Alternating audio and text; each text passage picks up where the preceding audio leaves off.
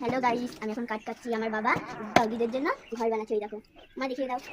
তারপরে এই যে এখানে ডগির বাচ্চা চারখানা দিয়েছে। এই দেখো, দাঁড়াও, এই দেখো, এই একটা।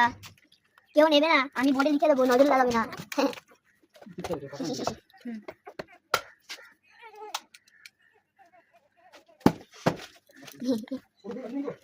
দেখো ওই দিকটা।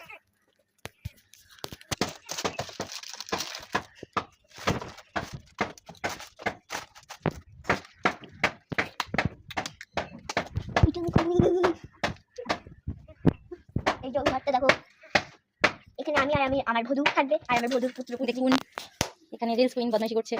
আমি রিলস কুইন। আপনারা তো আমার খালি কুকুরের বাচ্চা খাচ্ছে। এই দেখো, আমার দিদির এই ডগিটাকে পছন্দ, চোখ ফোটেনি।